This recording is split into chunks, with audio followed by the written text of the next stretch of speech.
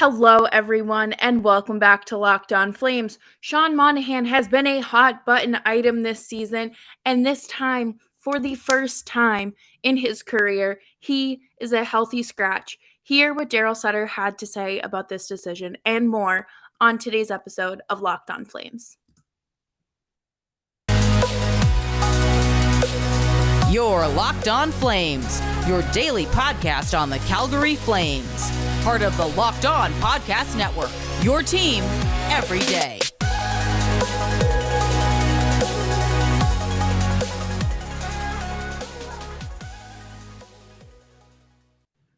Hello, everyone, and welcome back to Locked On Flames. As always, I am your host, Jess Belmosto of the Metropolitan Riveters Public Relations team. How are you doing today? Today is a double episode day, and I'm looking forward to talking with Audie later today and chatting about tonight's game against Arizona. But thank you so much for making Locked On Flames your first listen of the day. And you can find us anywhere you get your podcasts. We're also on Spotify, Apple, Audible, Odyssey, you name it. We're free 99 there, as well as on YouTube. So thanks so much for tuning in. So we kind of all saw it coming eventually. And especially yesterday, there were some rumors kicking around that Sean Monahan was more than likely going to be a healthy scratch against Arizona. And that has come to fruition. Daryl Sutter says that he needs a reset. He needs to, find his game again. And this isn't a permanent thing, obviously, but you just have to, reset. He has to just find his game again. And I hope that this does give him a chance to sit back and really watch the game from the eyes of someone who clearly has a high hockey IQ, who knows what it takes to play professional hockey and how to get there. And I just really think it's so important for Monahan to rest and reset. He can look back and say, okay, here is what I can do. Here is what I need to do. Watch the plays form, watch how they pan out. And, in those moments, say, okay, this is what I would do if I was down on the ice for that. And this is a career first for Sean Monahan. And it is very humbling, I'm sure.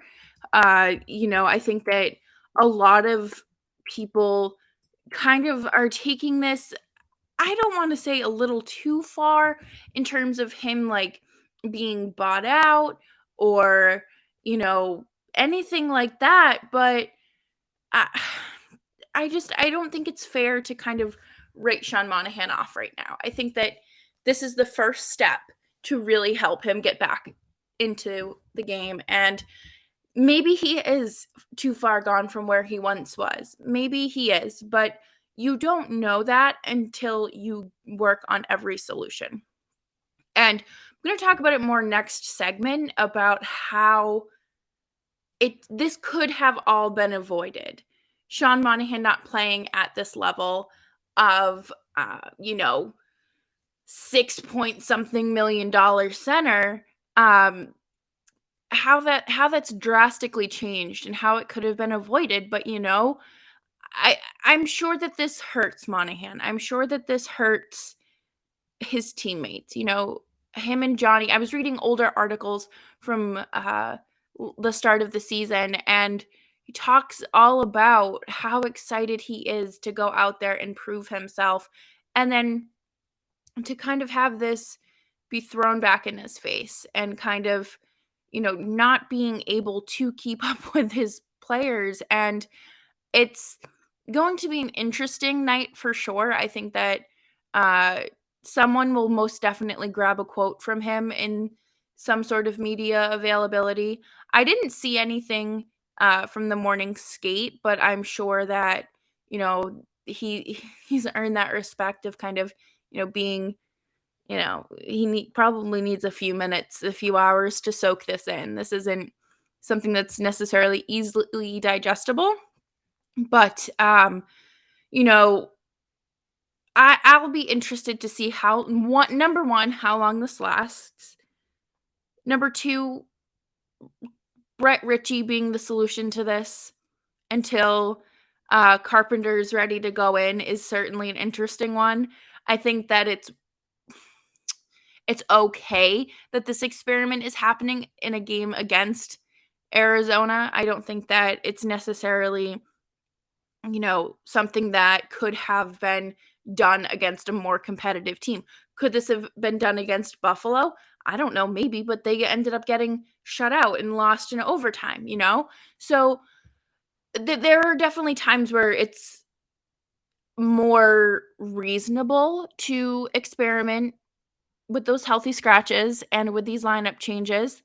And tonight it happens to be that night. So I'm sure that this has been part of Sutter's plan for, a little bit now. And it's fair. I don't think that I'm personally not viewing this as like a punishment for Sean Monahan. And I don't think it needs to be looked at in a punitive way.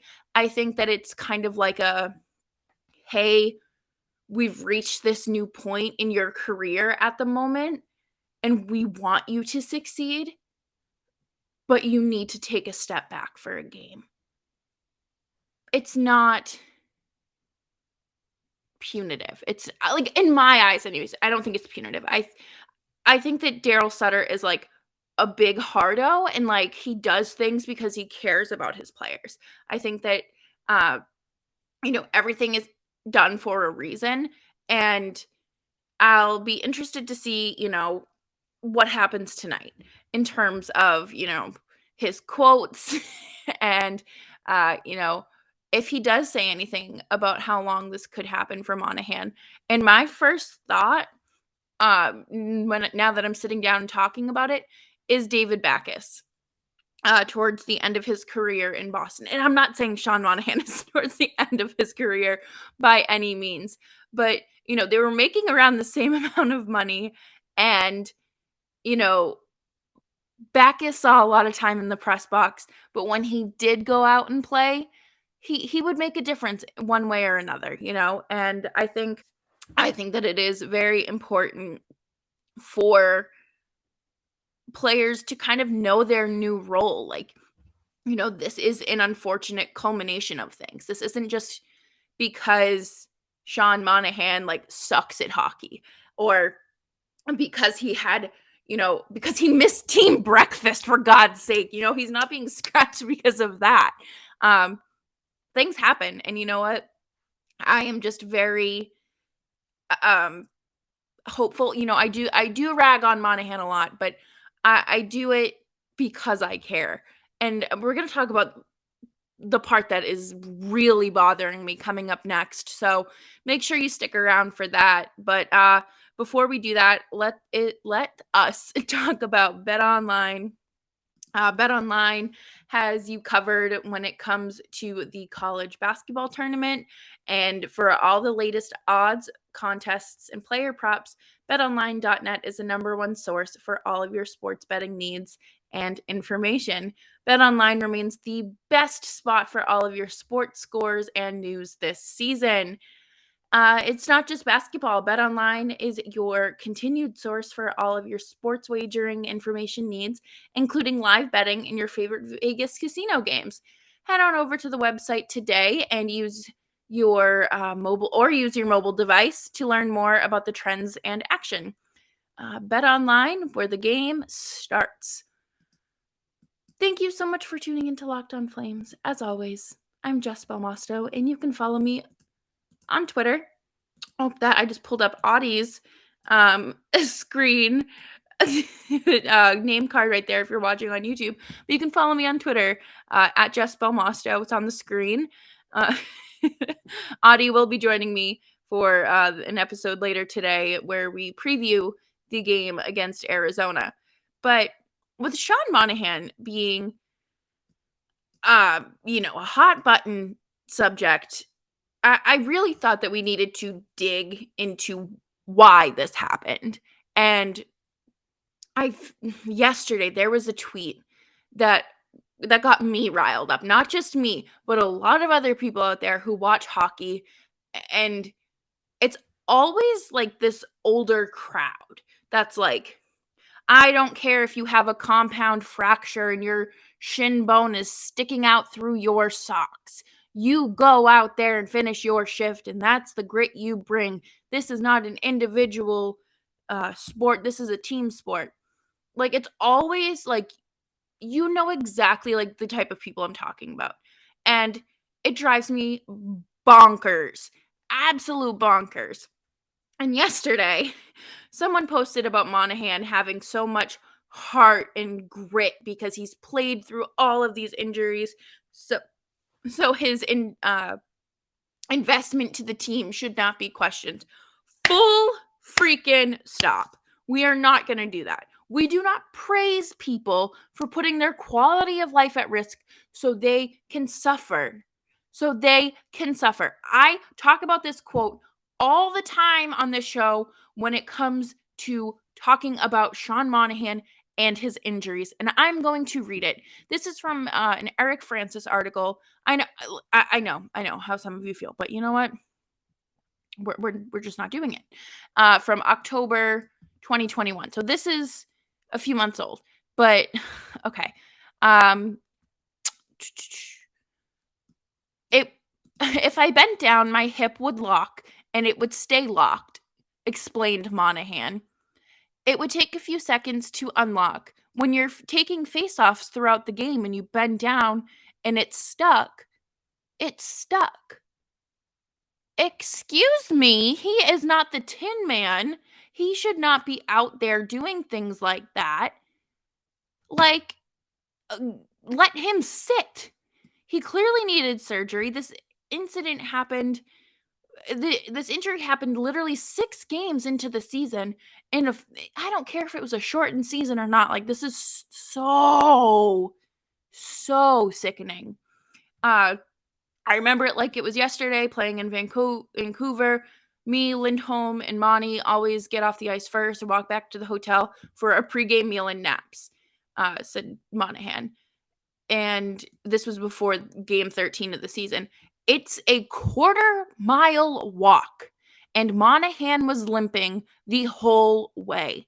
It's shocking to me that this guy can barely walk from the rink to the hotel, and he's getting up to play games. He's been like this his entire career. And then I'm not reading the rest of the quote because I'm sorry, but he's wrong here. It doesn't show that he's the type of leader. It shows that he's willing to put his health at risk and his things at risk. This is the part that I'm actually like kind of thankful for, but also like, what the heck? He refused to take painkillers and he like could not sleep.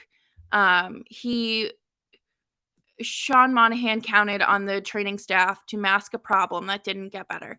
So you're telling me right now that your training staff knew how bad this was and they were okay with letting him go out there and play? They were okay, like they were communicating with the team doctor and it was fine? That is disgusting. That is so bad. And I'm not saying this like from like a woke like, oh, perspective. I'm saying this is a freaking human being. Sean Monahan is my age. And you're telling me that if he had a kid, he wouldn't have been able to bend down and pick the kid up? That is disgusting. He wouldn't have been able to get on the ground and play with his dog because his hip would lock up. Now, it's great that he was not taking painkillers because you know what? I'm sure in his mind he knew just how god awful these things start. And that's where the downward spiral begins. Is looking back on it, you hear about players who either defeat addiction or they become an addict and they unfortunately lose their life. Like Jimmy Hayes. Jimmy Hayes was over medicating to play through injuries. Sean Monahan refused to stop playing and to not take painkillers so he could keep playing. We don't praise people for that. Athletes talk about how their addictions begin with playing through injuries and masking it with things like Toradol and other painkillers. That is so unacceptable. And That is why Sean Monahan is in the position that he is in today. Why he will be sitting up in the press box, because the Calgary Flames organization did not take his injury seriously. Yes, of course, he owns a piece of this, and by saying, oh, I'm just going to play through it, he couldn't take face-offs. If I can't ring out a customer at my job because I can't do it, I can't do the math, you know what I do? I get sent home for the day, or I don't get assigned to the cash register.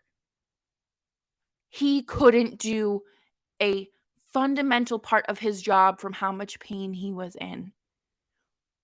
Why on earth did the Flames organization think that that was okay?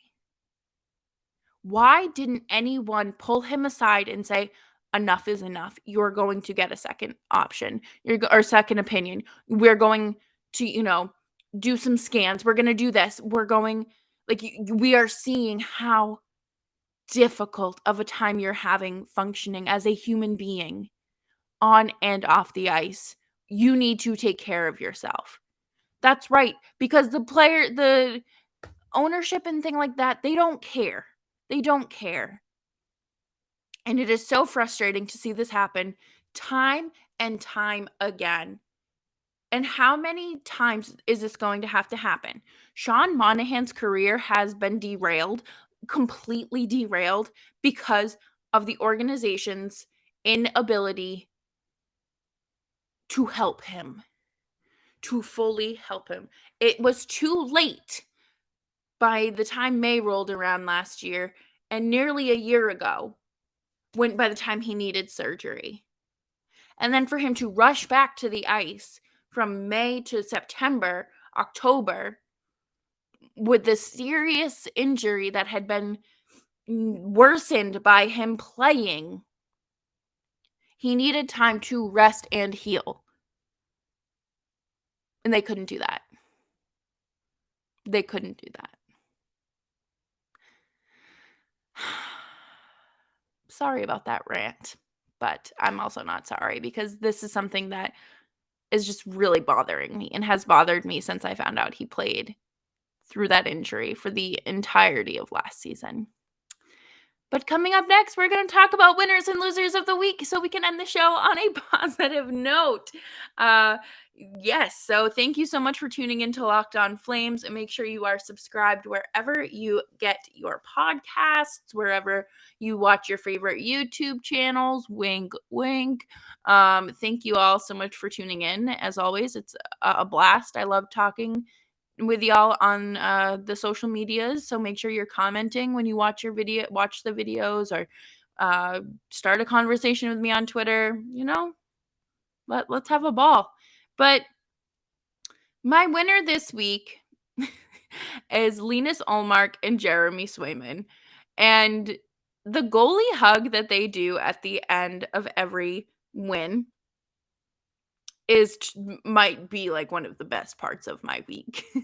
I can't even lie. I think that it's a really fun thing to look forward to, and especially Nick Foligno does a little hug and a little pat on Swayman's head, or whatever goalie's in net, and then they come out, they do a little dance, and they do a little and then they hug, and it's something that I look forward to, and I'm sure many fans do, and the crowd gets really into it as well, and it's just it's really nice, and it's something to be happy about in this post Tuukka Rask era. I think it's a blast. I absolutely love watching it rather. And I think their chemistry is awesome. So you can't really ask for too much more when your goalies are hugging and dancing out after a win. And then my losers for the week. Oh, my sweet, sweet losers. It is everyone who feels the need to dunk on women, whether they are covering sports, whether they are talking about women's sports, or issues that matter to them. This is specifically is pertaining to Deshaun Watson being signed or traded to the Browns, and now, everyone's just kind of like, so you're telling me 22 women were lying and you're not gonna, believe anyone. And people are sharing their experiences, and like people online are like, well, how do I know you're not lying? Or they're just saying these god awful things to survivors, and there's no reason to be mean. No one is being no one is asking for that. And I don't want to get into the situation, but I have a very difficult time believing that 22 women came together and lied.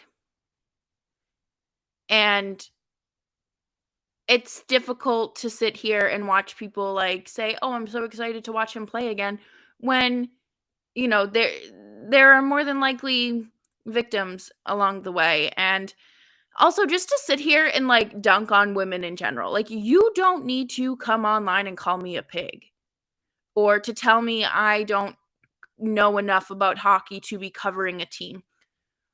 Talk to my boss. I'm the one behind the mic and hosting this show for a reason. You, my friend, are in my comments. We are not the same. We are not the same. So, as always, thank you to those who truly support the show and who are here to, just celebrate the good times here at Locked On Flames. And as always, you can follow me on Twitter at Jess Belmosto. Audie is jumping on the show a little bit later today, and we are going to preview the game ahead of tonight's battle against Arizona and Sean Monahan's first healthy scratch of his career. So thank you all so much. And again, you can follow me on Twitter at Jess Belmosto, and I will catch you next time.